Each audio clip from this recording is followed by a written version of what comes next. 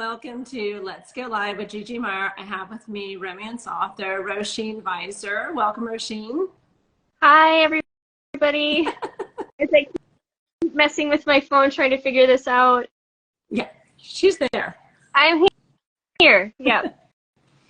Okay, so you are the author of the Twisted Ties series. There's 4 books in that series. So tell us about it, and also tell us if the series is done or if there's more to come.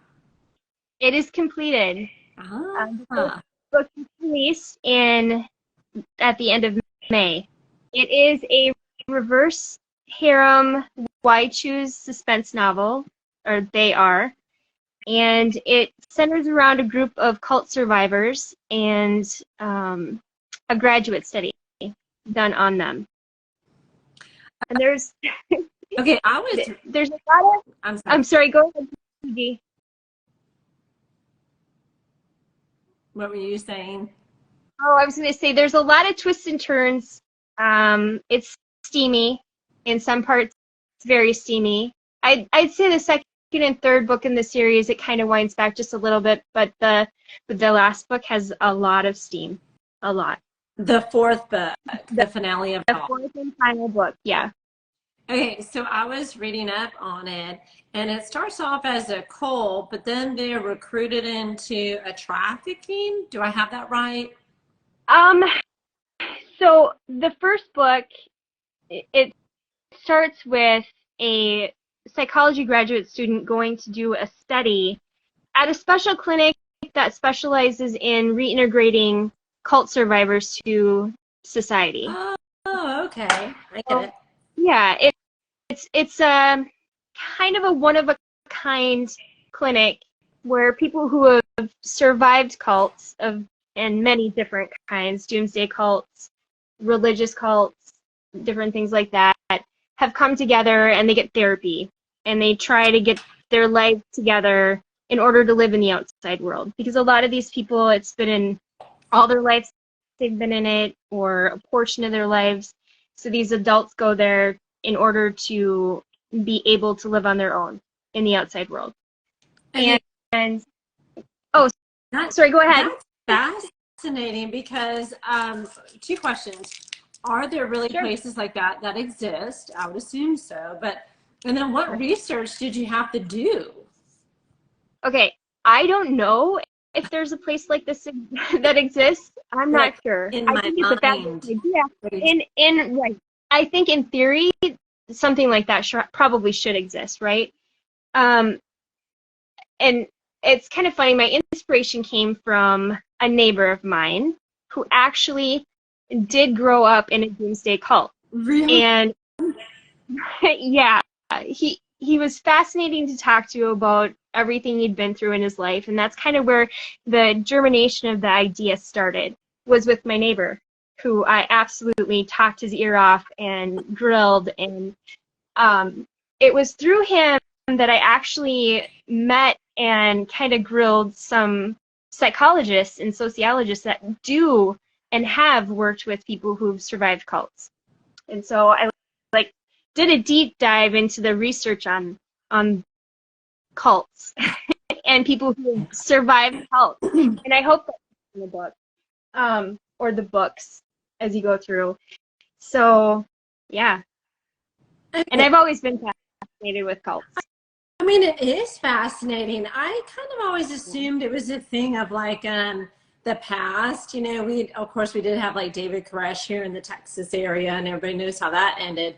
But aren't cults kind of a thing of the past? I mean, I know people think some religions can be cultish, but what do you think? I mean, is it a modern day thing? It is. It's still going on today. And it manifests itself in so many different ways. There are people who have kind of fallen for the improve your life, and this is what you need to do to improve your life, and it becomes this is self-help, but it's not self-help. It kind of turns and twists into something else. There are actually a lot of cults still now today across the world, which is fascinating to me. I mean, it is. I know that you have to be like a charismatic leader, and that Ron Hubbard comes to mind, and the dude started off as a sci-fi author. So I think like, okay, all of us Yeah. authors that are on this line, it's just like one of us starting Right. starting our own cult. Right. Scientology. That was Ronald Hubbard. He Yes. was quite the guy and wrote all these all these books and was dishonorably discharged from the military, and like, yeah, that all came from him, a science fiction writer. No, it's amazing to me, and it seems like the bulk of the cults we can think of today maybe started or came about in the 60s and 70s, but the most fascinating thing to me in all the research that I did and all the people that I talked to is whenever in life the world seems to be falling apart, that's when you have a surge in cults. Because everyone's looking for answers and everyone wants to know what they can do to improve their life because everything they see around them is falling apart and is going terribly. So in theory, in 2020, there was probably a resurgence of cults just because of the shutdown and people connecting online and just the things you're willing to believe when you're searching for answers.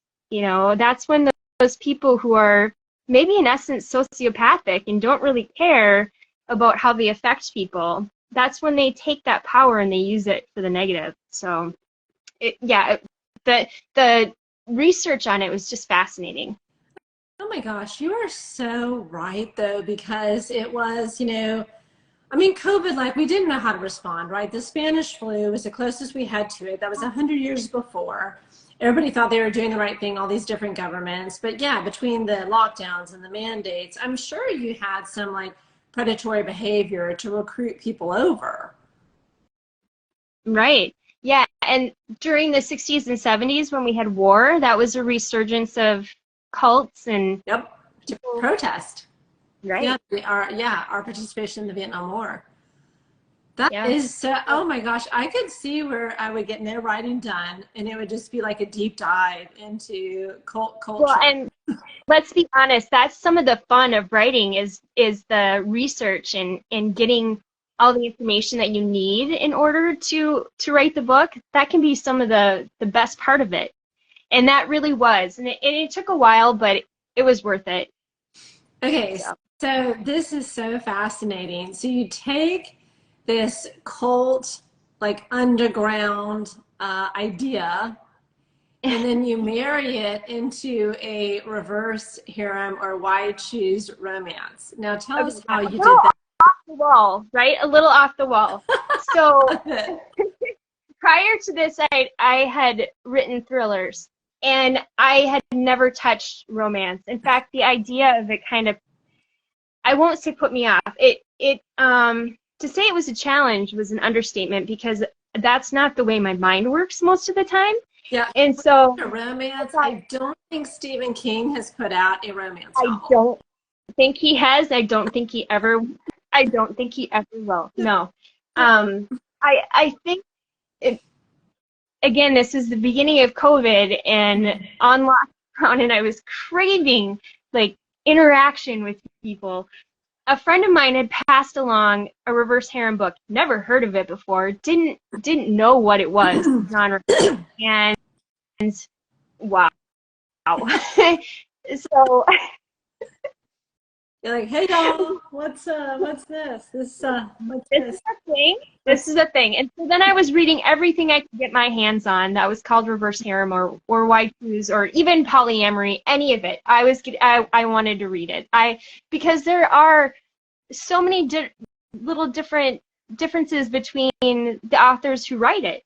Anyway, I devoured them. That's all I was reading for months on end on lockdown, which was.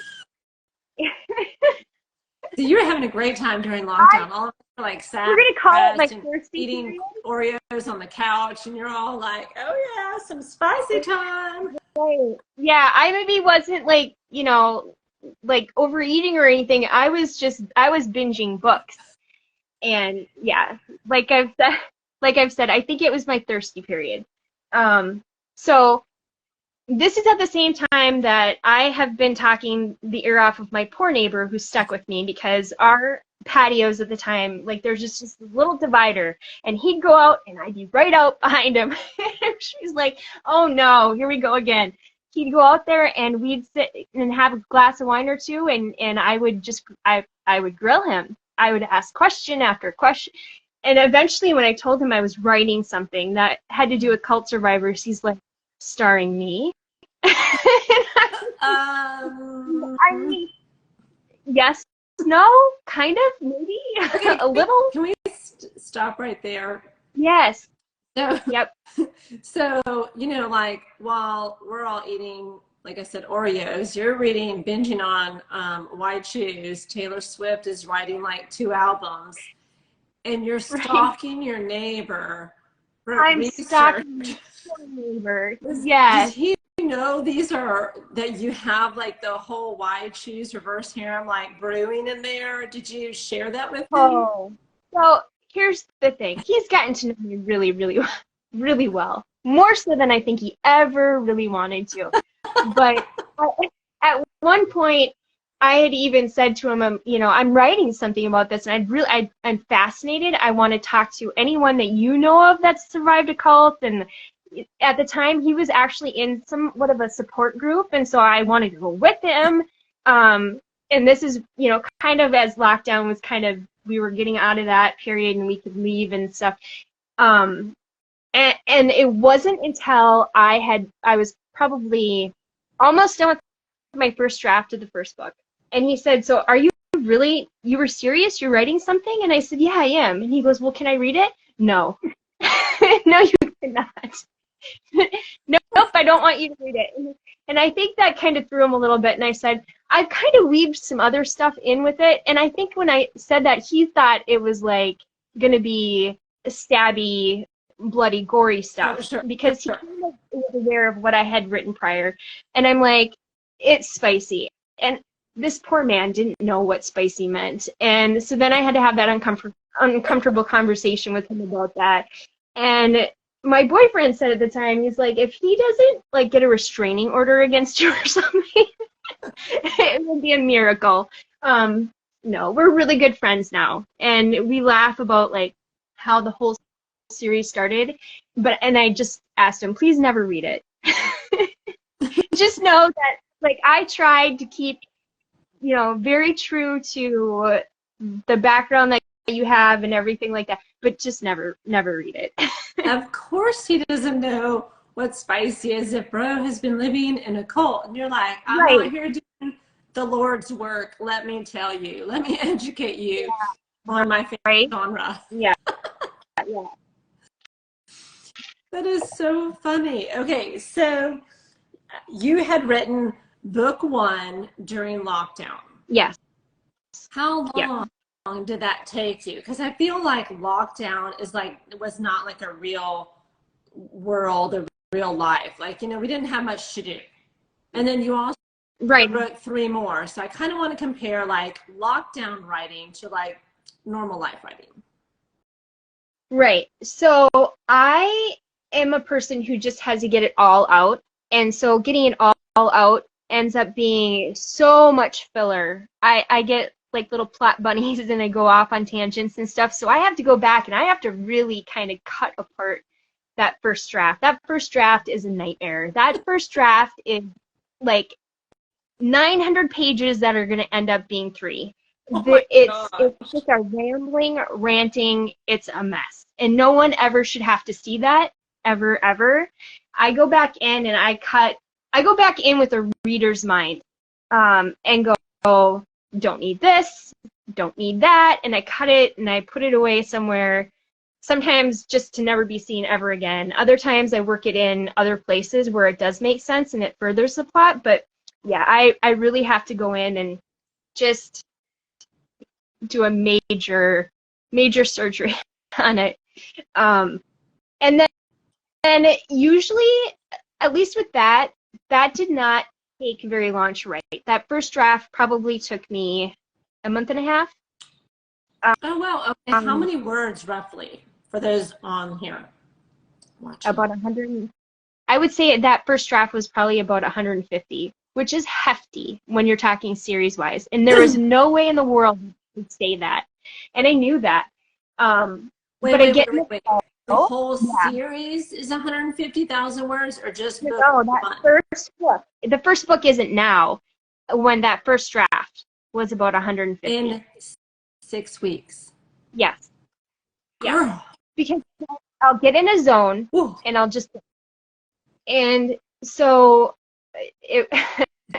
I hate going back and reading that first draft because oh my gosh. Cringy, huh? They're just kind of, yeah. I go back and I question what in the world I was thinking at times. That first draft, reading it, it's like a cruel punishment. I do it on a day where I'm feeling really, really up, so I don't feel suicidal when I'm done.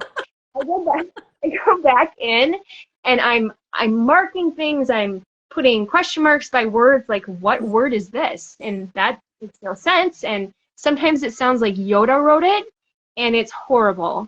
And I just want to throw it all away. That first draft read through that's the thing I hate the worst. And then after that's done and I can iron it out and I go back in for that second, it's better. That first go through is horrible. Absolutely horrible. Okay, I am still stunned that you wrote, that many words. I mean, do you dictate, or are you just a fast typist? Or how do you that's got to be what, 20,000 words a week? Or more.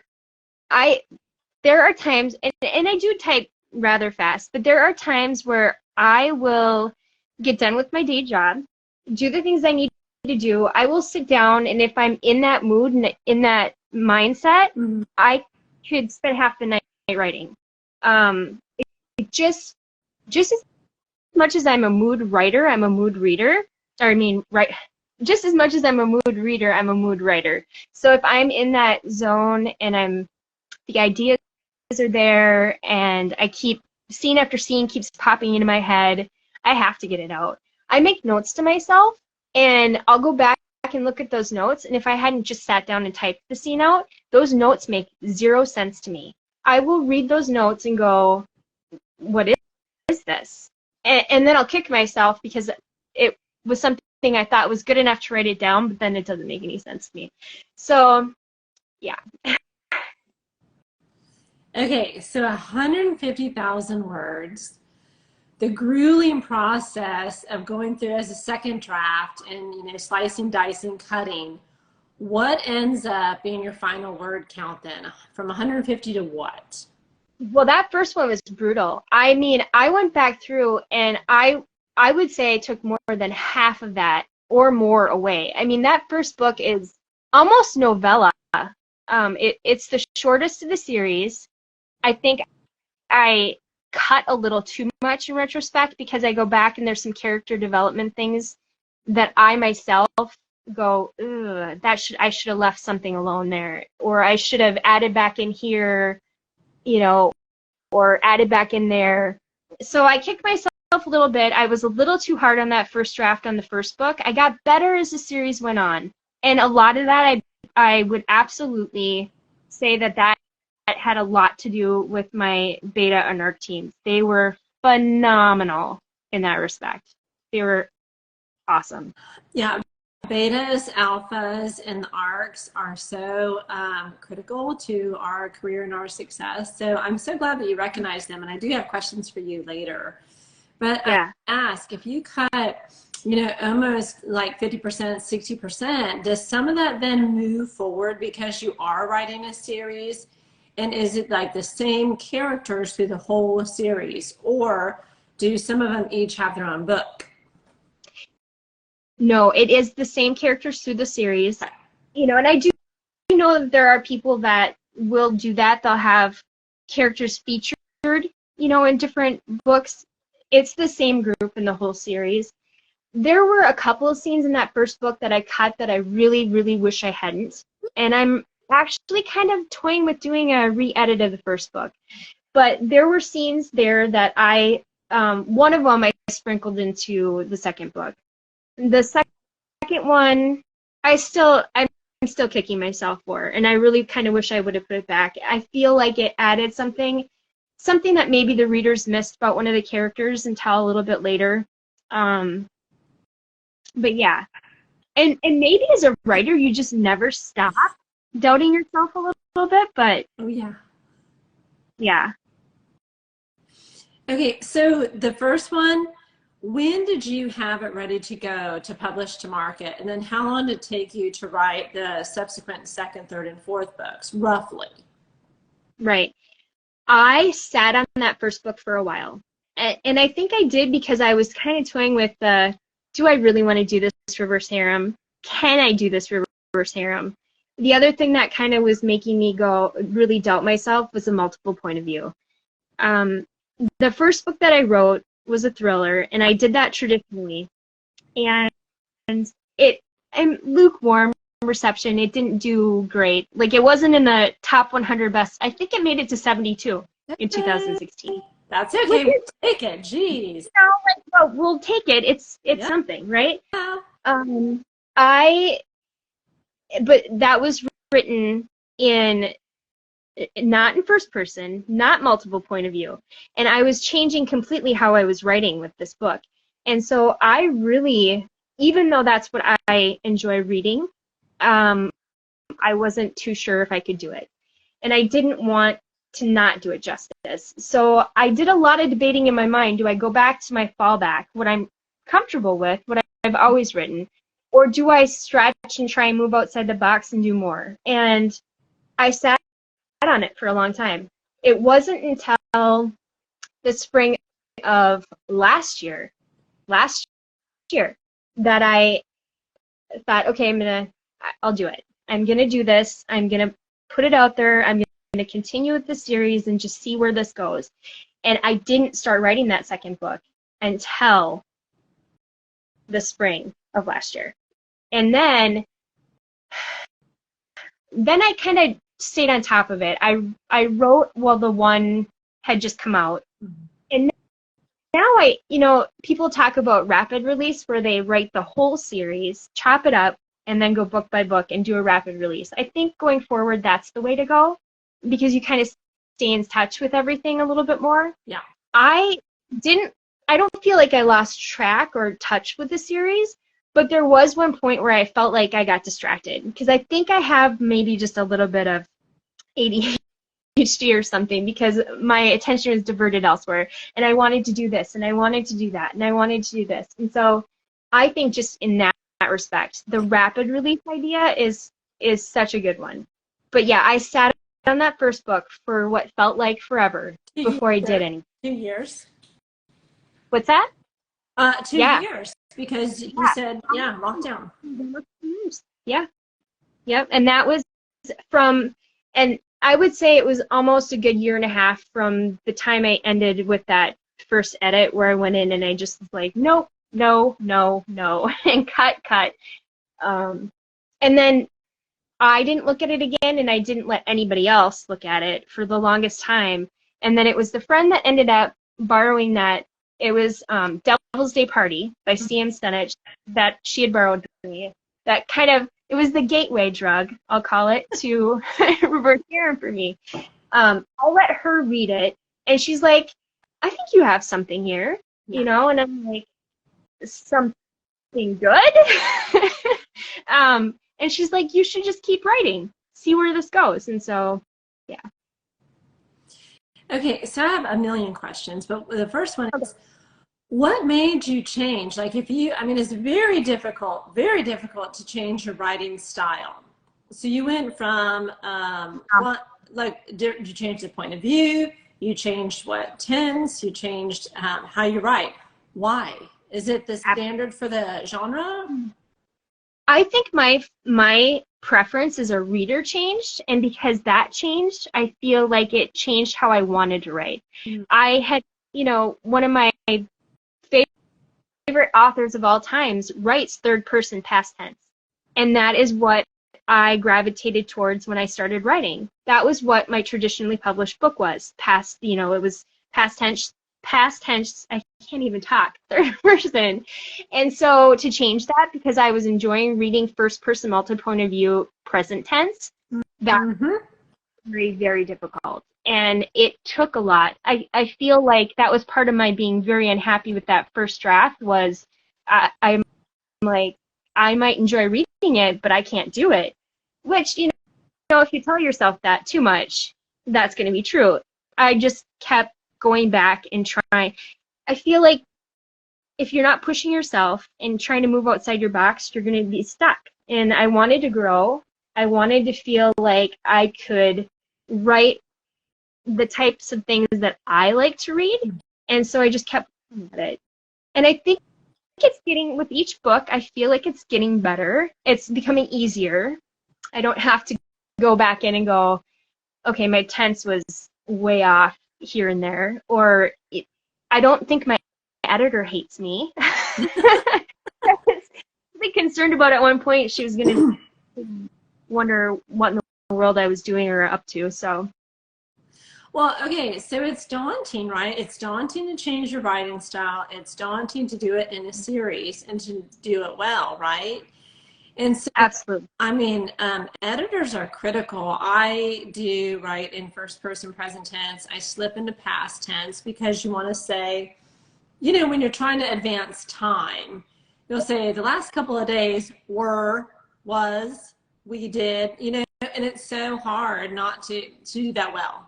There are some authors that do write and mix the present and past, and it works in their series. I thought, oh, that's interesting. I need to tell my editor that. Right, exactly. You know, and I think what really helped was I started really, really paying attention to those authors who it felt like I would, their book would be done immediately with me. I would sit down and I would binge it, and I could read that book in 2 hours and crave because the flow was perfect. Everything about it felt spot on, and I went back and I kind of made note of how they made that flow happen and the movement and how it seemed like the pace was just right. And I really started to try to get a handle on that a little bit by just going back and reading those books that I could identify as being ones that I flew through. And at the end of the book went, that really flowed well. The pace was great. I loved everything about it, and I want to read like 50 more books like that. And there are a few authors I can think of just off the top of my head who do that so well. That, yeah. Well, it's almost like deconstructing their work for your own master class, and that's tricky. I mean, that is tricky, especially if you're trying to figure out like a beat sheet or how they're moving the plot and the story. I mean, it's really hard to deconstruct people that you like, their work. It is, yeah. But I want to touch on something that you had said at the very beginning. You had kind of started down a road of imposter syndrome. You're like, can I do it? Am I sure? And you know, had your friend read it, and she said, you have something here. So what did it take for you to get out of that, like, can I do this? Is it good enough? To publishing a whole series 4? Right.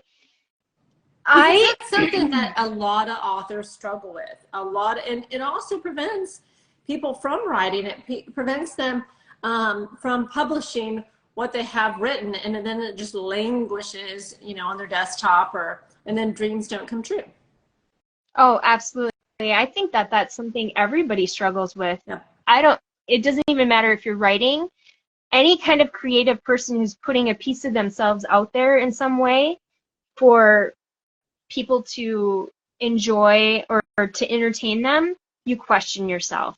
Am I doing this the very best way that I can?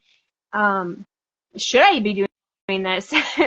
You know, I think it's a struggle all the time. There were many points along the way. You know how they say you should never go back and read your reviews.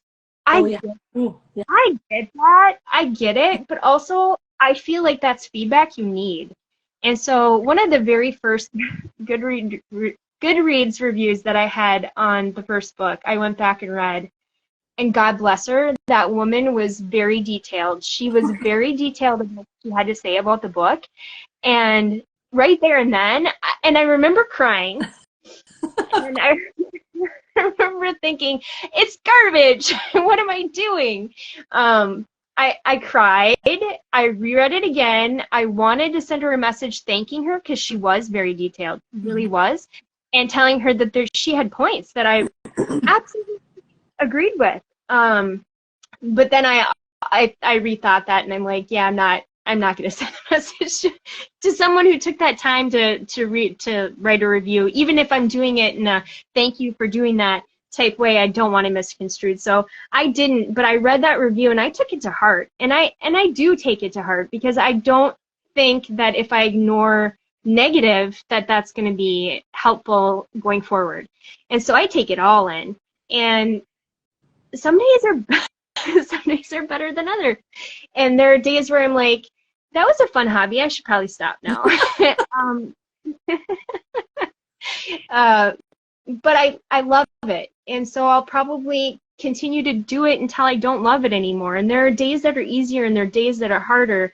Yeah, but that imposter syndrome, it creeps in. And I know that it does for everybody. Mm-hmm. Anyone who's anything for the world. No, I agree with you. I always think that when I do have imposter syndrome, I always think I don't want to die with my music inside. And so I will put it out to the world. And Andy Warhol, you know, he's that, everyone knows who he is, famous artist. He had always said, it's not for you to judge the worthiness if it's good or bad. It's for you to continue creating. And I thought that is so perfect, because he was both celebrated and lambasted. Yeah, no, absolutely. And there isn't a single person I can think of, Stephen King himself, who everybody loves. I mean, people are going to find what they like, and not everyone likes the same thing. And not everyone's going to like me, and that's hard. I mean, just in life, that's hard to realize not everyone's going to like what you put out there in the world and create, but hopefully there are people out there who do. And that's who I'm writing for. And again, it's like it's like a battle sometimes, you know, of reminding myself of that. No, I think you're totally right. It's preservation of your mental health. I am similar to you. I do read the reviews because I want to know, are they criticizing my writing craft, or are they criticizing what my characters say, how they act, and what they do? Because that's the line, right? You and we all are. We're all readers, right? So you pick up a book, you read the blurb, you're like, oh my gosh, I'm going to love this. You get into it, and you just don't love it, right? And so I don't go on and do reviews if I don't like it. But some books, just the story, the characters, they don't resonate with you. And so I think, okay, that is a fair criticism. If you want to do a lower rating because you can't get into the book, you can't finish it, or you don't like the characters, you don't like the story where it's going, that's one thing. And I can live with that. But when it comes to critiques of me as an author, I do want to know those. And I think that's where the value of alpha and beta readers come in. Oh, absolutely. And you know, it's sad because there are instances.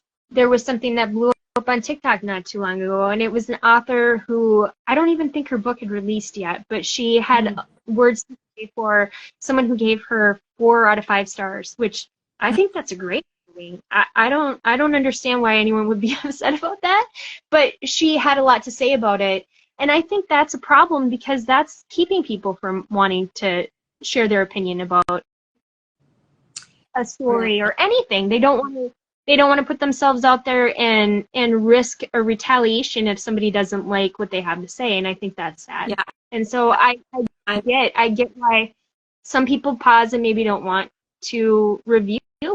I could understand that. I know exactly who you're talking about. Yeah, that was a big that was a big thing. I thought at first, I'm like, there's got to be more to this. There's more to this video, right? Where she goes, oh, just kidding. Nope. That was not it. Was at first like a spoof, like a marketing. Yeah, I mean, I thought, yeah. But yeah, I'm not, you know, my characters may be confrontational in your face, but I tend not to be that type of person uh, myself. So Right. to go on such a, you know, strong rant, I mean, I can't imagine me having a rant like that anyway. I do have lower ratings. I do read them. Do I agree with them? You know, no, but to each his own. That's why, you know, everyone who's a reader, they have their opinion, and they always say readers say Goodreads is for them and not authors. And so authors need to kind of, you know, get off there, and as far as that goes.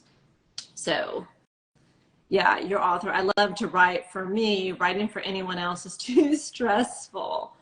Oh, maybe one day you'll release what you have written and see how it goes. But yeah, you got Yeah, you exactly. have And a support team, and you have to bear in mind your mental health.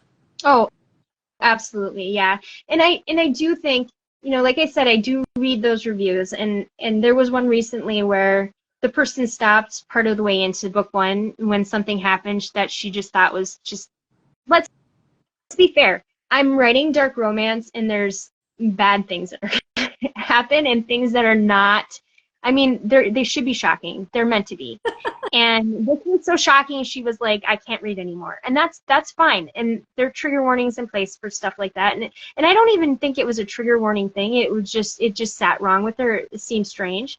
But there was a reason for it if she kept reading. And it's in those instances where you want to reply and be like, just keep going and you'll see why.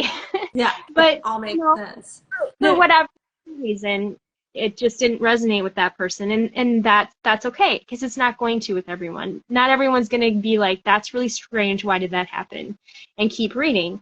And that means that she didn't like the way it was written. So yeah. and trigger and content warnings are important. I am like Yeah. you. I write dark. I write controversial. Mine tend to be women's platform issues, or, you know, bad things that happen to women globally. Right. And so it's not pretty, and it is realistic, and it happens all the time. And so I do have them plastered everywhere, everywhere. And when someone tells me, hey, I'm going in blind, I'm like, no, no, no, no. Please go to my website, read through the trigger warnings. Right. Yeah. And I do touch on it in my author note in the foreword at the beginning of the book. Even more so in the second, third, and fourth books. In the first, even though it was on the Amazon page that you know, these are the triggers to be wary of, I don't know that I necessarily had anyone pick the books up and not be aware of the trigger warnings. And in that sense, I don't know that anyone was bothered that way. At least if they were, I never read anything about it. Not to say that somebody wasn't, maybe, but I still did have some people respond and say, wow, that was a lot, you know, in the reviews. They didn't necessarily mark them down or anything like that, but there was some comment about it. Yeah, Yeah. spicy and also dark. I've had several readers that have reached out and, you know, wanting to know or ask questions, and I mean, my DMs are always open. I always want to have a conversation about my books and the storyline and the content warnings, because I do not want anyone to go in blind. I want them to be aware of it. And one of the things I did not know, I was just not educated in, is the surprise pregnancy, or surprise baby, or unexpected pregnancy. I did not know that was a trigger for many women. And so I've kind of added that. None of my books have it, but I've added it to the back of my mind as something that I need to go ahead and be cognizant of. But I Right. mean, some people, trigger warnings will send them to go buy your book. Yeah, I've heard that too. And you know, it's funny, when I first heard it, I'm like, yeah, you know, I noticed that I go through those, and there's certain things that if I see it, I'm curious enough where I want to read it. It makes it, there's a little extra push there to read it. You know, it's funny you say that about whether it's infertility or it's secrecy or pregnancy in books. I didn't really realize that either until, like, again, thank goodness for my beta and my ARC readers. I didn't understand that wasn't really that can be a very touchy subject until then. Yeah. Yeah. And it's very, very common. It's a very common trigger warning. And I think if you haven't been had that experience, you wouldn't necessarily know. And so I do appreciate when people give us feedback as authors, you know, because now we have like sensitivity readers. So, Right. So going back to your series, we have book 1 and 2, and then 3 and 4. So you went ahead and released book 1 and then started writing the rest of the series? I had already started on 2. Yeah, so probably 2 months before I released the first, I had the first draft of number 2 done. And that one was tough for me because, again, I had to go in and purge a lot because I just vomited all out on a page. And it's the most ridiculous thing. Maybe my methods will eventually change. It would be a lot easier on me if it did. But I just vomited on a page, go back, and in an excruciating way, go through and pick out, you know, this is garbage, this does not fit, this doesn't further the plot, this is what am I thinking here, plot bunny, and have to excise things. So, yeah, I went and I did the first draft of the second book, and I sat on that. I didn't do much with that one. I think partially because after the first book released, I didn't do anything building up to that release of that first book. Nothing. Because I had never released a book. You don't know what you don't know. Team. Like, I didn't have a publishing house behind me like I did with the thriller that I'd released. I didn't have anyone. I didn't know what I needed to do. I know nothing about marketing. I don't know a whole lot more now. I didn't know. That's a thing. You have to build this up. You have to market it. You have to put it out there. You're the one that's telling people about this book. Nothing. I knew none of that. So it didn't do anything. Like, I released it, and it was like, you know, a feather dropping in a forest. Nobody knew anything about anything because I'm not saying anything. I'm not telling my friends and my family, and I'm not telling my professional coworkers. I'm not telling anyone about this book. And I don't want my neighbor to read it anyway. So nobody knows about this, and I'm not saying anything about it. At some point, I realized, oh, right, that's on me to get the word about that, and I couldn't sell water to a man dying of thirst in the desert. I'm not great with marketing. Never, ever. You know, yeah. Well, so there's people that have degrees in marketing for a reason. Yes, and God bless those people. I'm not a pusher. Somebody mentions, I want to read that, and I'm like, okay, yeah, if you really want to, but, don't feel like you have to. I feel like that's kind of those Midwestern roots from taking hold. Don't be put out and do that. You don't have to. Anyway, so it wasn't until I made my TikTok account and I kind of reached out looking for people to beta and arc read that some of the ideas coming from that team themselves were like, why didn't I ever think of that? That's a great idea. Facebook? I don't have a Facebook account. I'm like probably the only person in their mid-30s without a Facebook account. It was one thing after another, and had it not been for that incredible team, the rest, nobody would know anything about the series at all. Would I have finished it? I'm not even sure. But that second book is when things started getting rolling a little bit more. And by the time the second book came out, I'd already written the third. I was starting to work on that dreaded second draft and pulling all my hair out. And then I had the fourth book finished before the third book came out. So how? Well, book 3 and book 4 came to me quickly, and it's because the story came together so much for me at that point, where it would have been like feeling an itch under my skin that I couldn't get to if I didn't just get it all out, and so I had to. And then I couldn't let it sit there in that form of that first draft, which I think is like just the ugliest thing ever. I had to go back in and I had to fix it, and so those last couple books came much more quickly. So. But how do you write the 4th book before you write the 3rd book? No, actually, my 3rd book, by the time that had released, I'd already written the 4th. So, oh, okay. I got that wrong. I thought you wrote them out of order, and I'm like, oh no, oh no, oh I couldn't do that. No, no. So, yeah.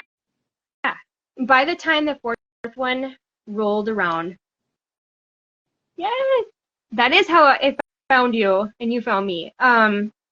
Yeah, that last couple of books went really quickly, and even the first drafts, which, like I said, are usually pretty excruciating. Nobody talks to me during that time. Everyone knows that I'm kind of in a mood at that point, because I that's the point where I go back and I'm like, I suck. This is really garbage, you know. Yeah. I'll go back through and go, I hate every bit of this. And again, I feel like Yoda wrote it. So I go back through and I rearrange and I cut, and I had a love-hate relationship with one of the characters in the series where I gave them too much room, and then I went back and I took a lot of it away. Like, I felt like they were a naughty toddler in some ways, and in my head and in the series. And there were times where I'm like, I'm giving them too much, and then I take too much away, and then I'd add a little bit more back in, and it was just, yeah. Okay, so all those words that you have, did you save them? Would you put together like a prequel? Would you do a epilogue, or like a little novella? Would you somehow use those on your website as lead magnets? What do you do with all that? So 3/4 of those words that I got rid of, I never wanted to see again. I hated it so much. So I got rid of it. It was garbage bound. And then there were some scenes in there that I really liked that I actually used ideas of in the bonus scenes that I did that are available on Book Funnel. I'm not ruling out a holiday novella type thing because I like the characters so much. So there are ideas sometimes of doing that. I don't know if I will, because right now my brain is going like 5 different directions. I have 3 different projects going right now, and yeah. So. Ooh, can you talk about your 3 different projects? So there is a dark fairy tale retelling anthology that you're aware of too. That a group of us romance authors on right on Instagram. It's gonna be so good. I just read Abigail Hunter and Rhea Ryan's pieces. Yeah, I'm in love. I absolutely love the stories. They're incredible. One's a retelling of Little Mermaid. The other one's a retelling of Goldilocks and the Three Bears, and they are phenomenal. Who are you doing? Snow White. Snow White. And Snow White, and it's the 7 dwarves, but it's not going to be dwarves. It's going to be a dark. I'm going to say semi-dark. 7 why choose? Right. It's going to be reverse harem. Why choose? Of course, it's going to be, because that seems to be where I'm at right now. Dumb question, Gigi. But so it's going to be a contemporary. Why choose retelling of Snow White? So and that's almost done. The dreaded first draft. I know that it's going to alpha readers soon, but I'm having a hard time letting go of it. I just reread it last night, and I'm like, again, garbage. Okay, how many words is that? Because that's a novella to go in that anthology. It's 100,000 words right now. And that's a novel. And so I have to go back through and I have to pick apart and maybe just cut it at a point and, make it the novella part of it like a lead to a full-length novel. I don't know. It seems like some other people in the anthology are doing that. Yeah. I don't know. And I read it and I'm like, this is garbage. So, we'll see. You're so hard on yourself, and your alphas and your betas, it's awesome. Yeah, no, I really am hard on. I don't think anyone could be more hard on myself than me. The other thing that I'm working on, it's that anthology comes out November 15th. I think It's 3 volumes. The first volume, which is kind of more sweet rom-com type authors that are doing that first volume, that comes out in November. And then I'm not sure when volume 2 comes out, and then volume 3 is going to come out December-ish. Okay. And I'm in volume. The volume 3 is the darkest of the, of course, the darkest of the 3 anthologies. So right before Christmas. Merry Christmas. Yeah. Yes, Merry Christmas, tears and blood. Anyway, right. And then I have a standalone reverse harem contemporary novel that's coming out at the end of the summer. And I have already excised that first draft, and I'm rethinking one of the characters a little bit. One of the characters is kind of rubbing me the wrong way a little bit. I read through that first draft that I'd fixed. Again, just recently going, no, there's something missing, or something I need to do with this character differently, or something. It's 3 men. It's multi point of view, first person again. Those aren't the issue. It's this one character that's kind of bugging me a little bit. So I have to do something there. And hopefully I figure that out. But it's going to be in the sleeping with the enemy type vibe. And the men are a paramedic, a police officer, and an emergency room doctor. So what's that? Like a love triangle? No. Oh, no, reverse harem. Nope. It's going to be the female, and then the men are a paramedic, a police officer, and emergency room doctor. Yeah. No, Gigi, she's not going to choose. She's going to have them all. Okay, third project. And then my third project is the start of another series. And this one, I've never heard anything like this before. It's unique, kind of like Twisted Ties was. And I'm not quite ready to tell anybody what it is. It's contemporary. It's dark, again. Of course. Maybe a little darker than Twisted Ties, actually. Really? I mean, that one was pretty... That one got a little, yeah. This one's a little darker, and it's got a smaller harem, again, like the standalone. It's 3. Mm-hmm. I'm going to say 3-ish, 4-ish. I'm not going to totally give this away. It's not going to be clear until a little bit into the series whether one of this other people are good, bad, or otherwise. Yeah. But yeah, so I've started that other series. So like my brain is shooting off in many different directions. Yeah, shiny new idea syndrome, right? We all suffer from it. Yes. I was like, yes. If someone could just download all the stuff that's in my brain, that would be awesome. I completely agree. I just need to stop, like, either taking notes on my phone or writing things down because, like I said, none of it makes any sense. So.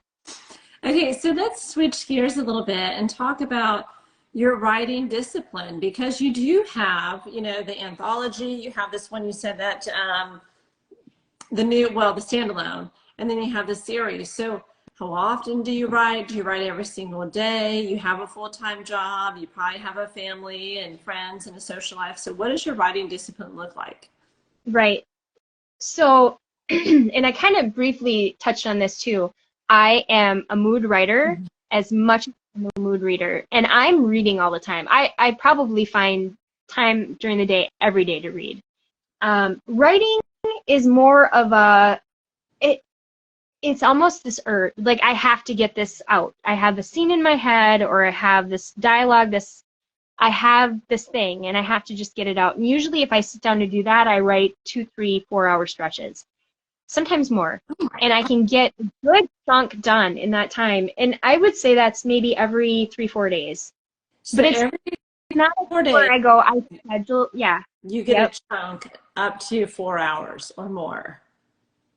Yep. Sometimes 4, sometimes a little less, sometimes a little bit more. But it's not something I schedule, and I think that if I were to schedule it, it would make it more difficult. And it would probably turn into I have no idea what I'm doing. I would sit down and just be like, nothing.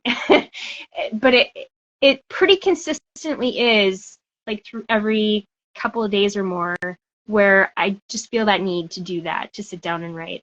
Like it just bubbles up in you. Yeah, a little bit.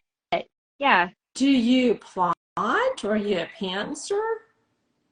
Once I have an idea going in my head about any kind of a story, I do like a rough outline, and that's just to keep me on track because, like I said, plot bunnies. If I were to pants and sit down and just go with it, my first draft would be even more excruciating for me because it would be, yeah, yeah.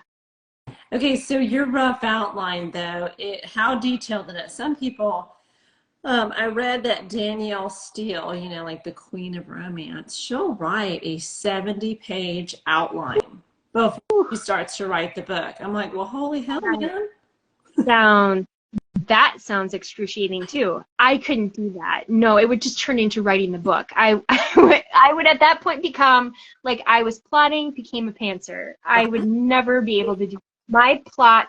My plotting things is very, very rudimental. It's very just a couple. These people are in this chapter. I need it to move here. I need it to move there. Very simple, 2-3 lines. If I got any more detailed than that, I would be writing the book because I wouldn't be able to stand it. Yeah. Well, what are the hardest scenes for you to write? Like, what are the easiest and what are the hardest? Because you said you tend to be verbose and then you have to trim it back. I love that. Yeah. It's a good problem to have. Oh my gosh, so many writers would love to be like, I got too much stuff. Right. I think the hardest for me starting was the romance the steamy bits. You know, the fun bits to read, I was having problems writing. And it wasn't even embarrassment. I have no issues with embarrassment in that because nobody in my real life knows what I'm writing. Or they have a general idea, but they don't know about the steamy parts, the why choose. So it wasn't even that. It was, I want this to sound hot, but like, does this sound, you know, it almost becomes like the mechanics have to be right. You want this to feel a certain way. How do you make it feel a certain, like, I was overthinking hard when it came to that. That was hard in the beginning. I think it's getting easier and easier as time goes on. But that was the challenge then. Now the challenge is as you continue to write, I don't want anyone to think, oh, this character's just like another character she wrote. So now it's keeping everything very unique. And and maybe that's a little bit why with this first draft of the standalone, one of the characters is bothering me because he reminds me of someone else. And that could be. So now the challenge is I don't want there to ever be, she writes the same story with different characters all the time. Because I do know what happens. And I don't want that to. No, I understand that. And so do you do any kind of character development? Do you talk with your alphas or your betas, you know, about the actual like characters and maybe not so much about the plot or the story? Right. And in the questionnaires, I do sort of pinpoint certain things. Do they see the character changing? How did they change? In a very broad sense, I do ask, or is there something bothering you or doesn't seem realistic but that was that series that was easier to keep it broad like that because it is the same group. And so you're not branching out, writing a new thing and have new characters where, hey, do these sound like the characters from the last series? Because I don't want them to. That is what I'm finding now. And I think that, again, I think now I sort of I'm having an enlightened moment because I think that might be why that character is bothering me. He seems a little too much like somebody else. And I think that I just have to go back in and change that somehow. Yeah. Yeah. No, I kind of understand what you're talking about because the book I'm writing right now, I've said that I really am having a hard time getting in his head. And so I have leaned on my 2 alphas and just like, I cannot get a read on him. Like, he is a good guy. He does everything right. And so, you know, those are the hardest to write. Like, when they're really bad and unredeeming, they're so freaking fun, right? Because like everything's on the table. Morally gray is fun to write, questionable behavior. But when you have these like just good guys all around, you're like, So I have relied upon my 2 alphas to try and help me out, to just What is this guy like? What does he think about? What are his worries? Because, you know, he's just all around a good guy. Yeah. I think for me, because I love deeply flawed characters, that I think that I tend to write the deeply flawed characters just a little bit better. And not because I'm a head case or right? I feel like because I really like that, generally like those characters, the morally gray, the, you know, I don't understand. Yeah, why are they making these horrible, horrible decisions over and over again? Because they're broken. I I gravitate towards those. I don't write a whole lot of people who are, even the character who in this last series that you would think is upstanding and they're responsible and kind of like almost like not old enough to be a parent, but sort of like in charge, the leader of the group, so to speak, of the guys. He's got problems. Like, they all have problems, and I don't want to ever really kind of write a character who I feel's flat in the sense that they're, you know, they're not realistic. Yeah. Because I feel like everyone's got different facets of their personality, and I want to highlight all those different facets. And yeah, you're great, you're responsible, but you also make shit decisions sometimes too. Yep. And so, yeah, you know, yeah. So I mean, that's kind of fun, and it makes it. I think people connect to those characters more. I know I do when I read something, and that character is in one breath they're doing great things, and everyone thinks that they're the hero, and the next breath they're like doing a line of coke in the bathroom. I mean, you have to, right? Like, you have to. Nobody is all good all the time. Nobody's all bad all the time, and there's that dichotomy there, you know. And I like that. And I like the fact that people connect to, oh, this person seemed like a Pollyanna, and oh, nope, she's not. You know, I like that. I always say there's a little bit of saint and sinner in all of us. Absolutely. Yep. So how did you find your beta readers, your alphas, your ARC, for those that are listening and they're trying to put together their own team? I found it in the very last place that I ever thought that I would find them, and they are such a solid, amazing group of individuals. I found them on TikTok. So last fall, I put out, it was like, I'm just going to try this. I don't know. Maybe this will work. I don't know what's going to happen here. It had a resounding response. Like, there were, I don't think any of my other videos ever had this many views. It had like 5,000 some views and 300, I think, likes, and then there were a ton of people that responded to me. I definitely say that had an effect that I never could have anticipated. But I put something out there saying, hey, what do you think about being a valued part of someone's team? Because as a beta reader, you influence and you give your opinion, and that means everything to the author, to the work itself. Mm-hmm. And in exchange for that, you get a copy of the book, you get some bookish swag, and I had a huge response. And did everyone follow through? No, but I expect that. You know, you have people who have the best of intentions and want to do it, but life happens, you know, but there's still a core group of people who stuck through the entire series, gave immensely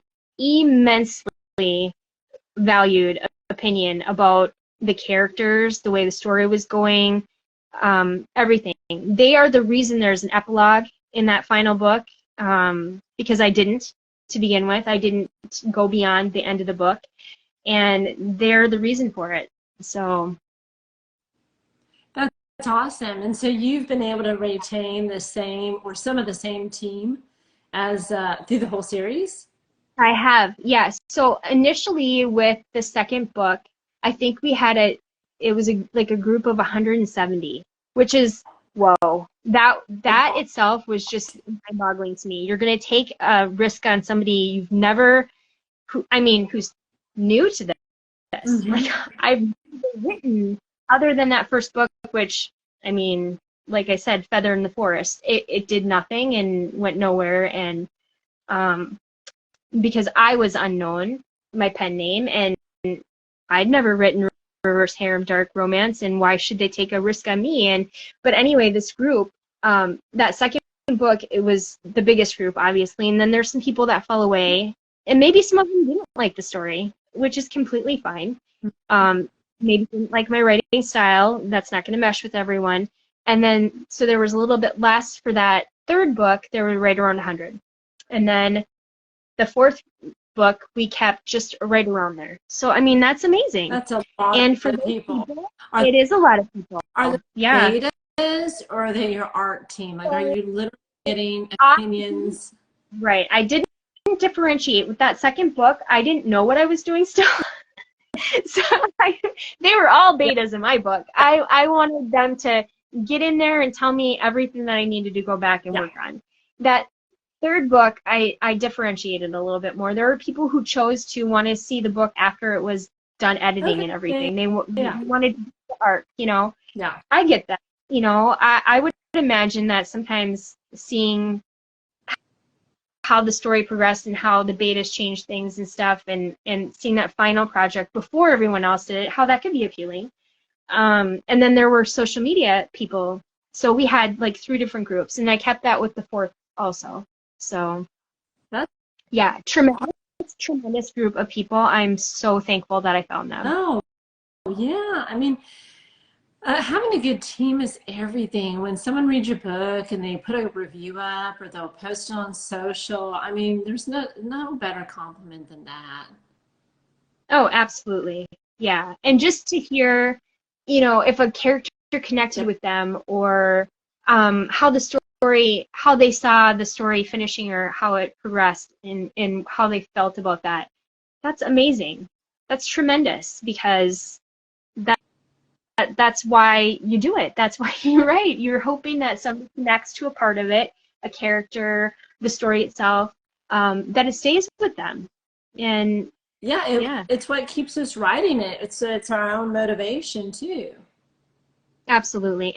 And a lot, you know, not all, but there's a portion of those people who are beta and ARC reading with me that I realized as I was getting to know them, some of them are writers. Some of them are working on novels and have a book out, or working on putting a book out and stuff. And so that's amazing too, because this isn't a one-way street. You help me, I'm going to help you in any way I can, you know, because I believe that too, you know, we are not gatekeepers, and I want to help anyone who wants to do this, you know. Well, it's why I started this series, Let's Go Live, because I wanted to connect with other indie and traditionally published authors. I wanted to cross-promote them onto my platform. We're such a supportive book community. I wanted to continue to like pay it forward. And plus, I mean, I get to meet some really amazing people such as yourself. I'm honored to be able to hear your story and your journey. And it's inspiring to everybody that listens.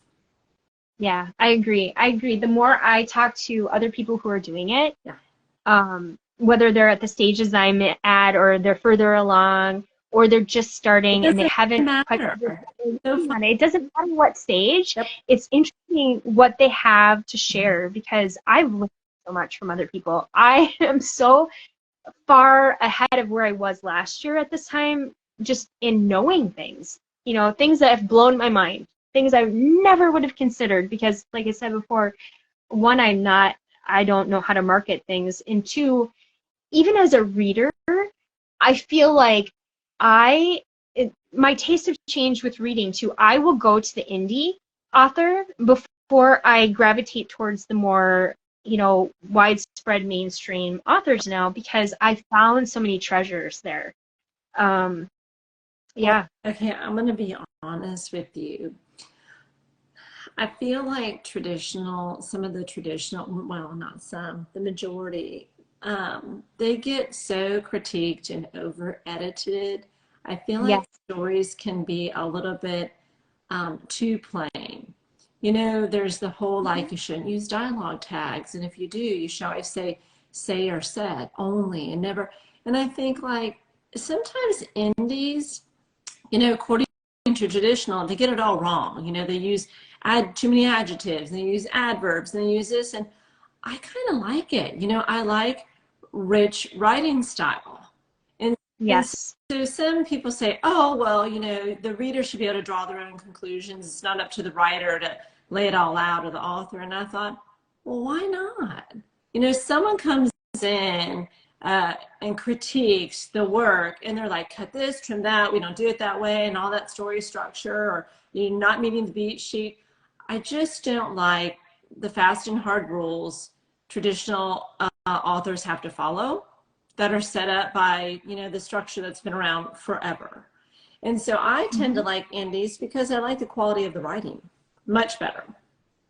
Yeah, I would agree with that. There are exceptions. There are people that I don't know if you've ever heard of him. He's a Minnesota author, and he does thriller suspense novels, Alan Askins, and he's probably one of the only recent traditionally published authors that has blown me away. But I would say a lot of my current favorite authors, they're indies. Yeah. And for that reason, and I myself, the reason that I never did anything more after that initial thriller that I had is because I felt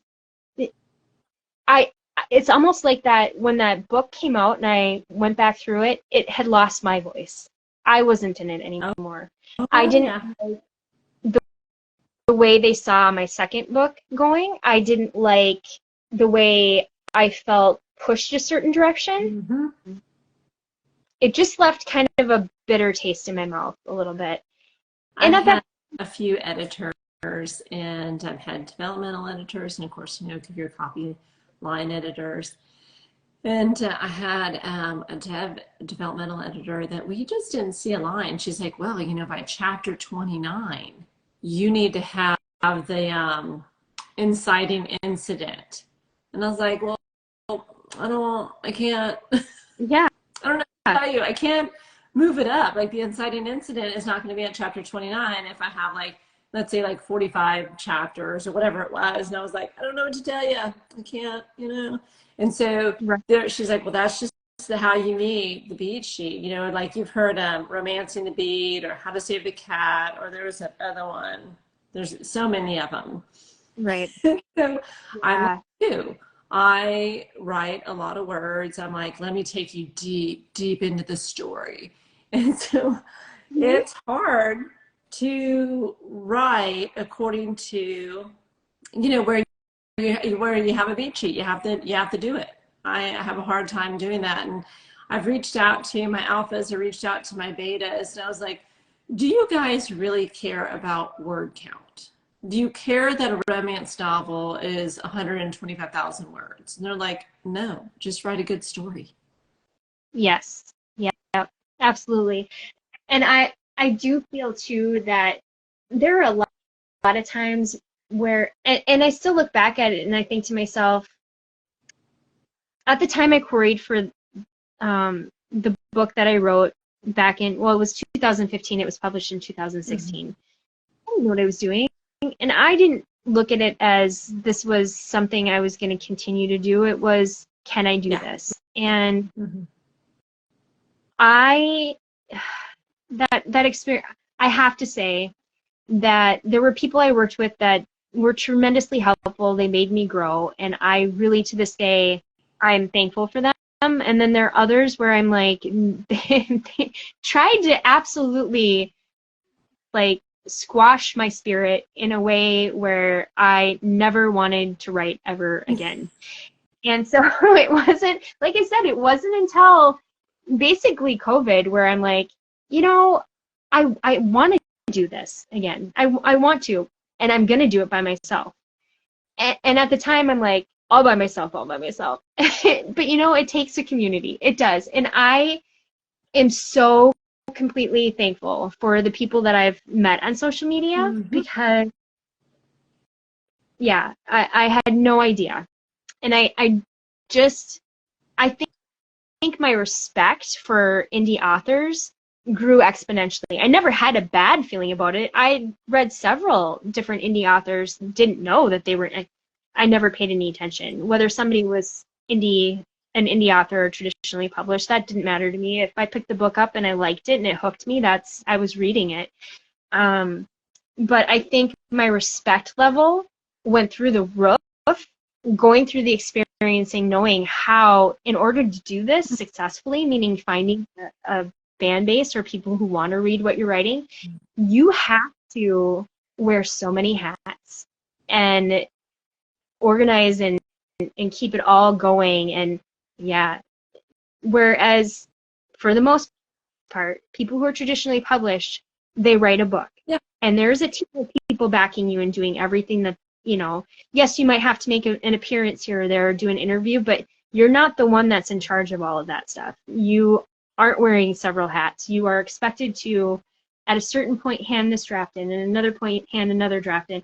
You know, it's completely different. It really is. So, yeah, I do not regret doing things the way that I have this time around, because I feel like with each piece that I've written and as I go on, I'm loving it more and more. And I'm loving the community that I'm reaching, you know, that I've made connections with. So, yeah. That's awesome. That's really beautiful, actually. I know that I have kept you a long, long time. It's been a wonderful interview. You're such a doll to talk to, and it's gone by so fast. I don't know what's going on with my phone. Even now, it says that my camera should be working. I don't know. No worries. Do you have a few more minutes for rapid fire questions? Oh, absolutely. Good, because everybody loves these. Okay, paperback or e-reader? Oh, e-reader. I have a Kindle that's, like, I have hundreds and hundreds of stories on there. Yeah. Mine's super full. Yeah. Plotting or pantsing? Plotting. I'll say lightly plotting / pantsing. Planting. That's what we'll call it. We'll call it planting from now on. Yes. First person or third? First now. Used to be third, but first. Yeah. Plot driven or character driven? Character driven. I mean, you can say all day long, I need a plot. You do, but that plot means nothing if the characters are not something that are interesting to you, strike you in some way. You want to delve into what makes them the way they are. They're making bad choices. You want to shake them. And they're, you know, unless you fall in love with those characters, that plot means nothing. They don't care. Yeah. So I would say, yeah. True. Writing alone or writing with a partner or writing sprints? Writing alone. I think if I were to have a writing partner, they'd kill me. They would absolutely kill me, because it would be like, you want to write today? No, I'm going for a walk. Do you want to write today? No, I have plans. Do you want to write today? I'm going to go write, and I'm going to do it in like 4 hours, and you're not going to talk to me. They would sit right next to me. Yeah, you can sit there, but don't talk to me. Yeah. Oh, gee, I wonder why you don't have a writing partner. Right. I think that would probably be a mess. Outline or discovery writing? We kind of talked about that. Yeah, I think definitely probably outline, and just simply because I really do feel like my plot bunnies would go absolutely wild insane. They're already bad enough, and I think over. Yeah. Write in silence or with music?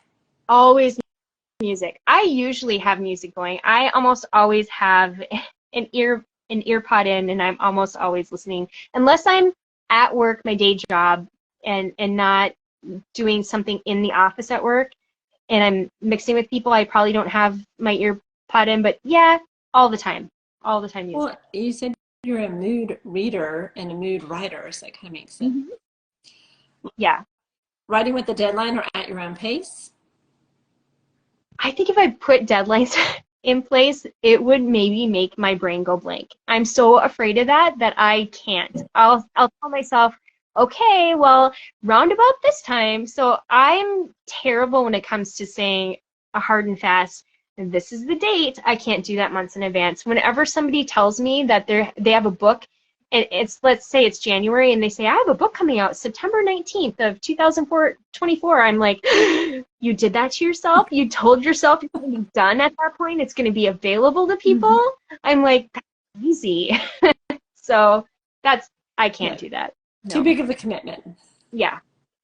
Series I'm or a standalone? little bit of I think I'm a commitment phobe. This might be part of the why choose. Sounds like it. Right? Series or standalone? Both in your case.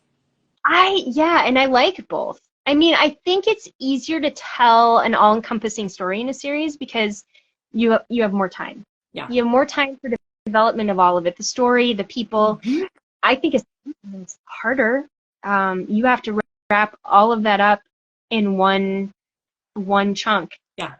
I'd have to say probably series. Historical setting, present day, or future setting? I'm a contemporary girl. I like the present day, and in the sense that I don't want to write too much to the present day where you can't read it 5 years from now and it not be out of date. Oh, I like trying to keep things, contemporary-ish, I guess. yeah. Yeah. Well, that is all I have. And thank you so much for being my guest on Let's Go Live.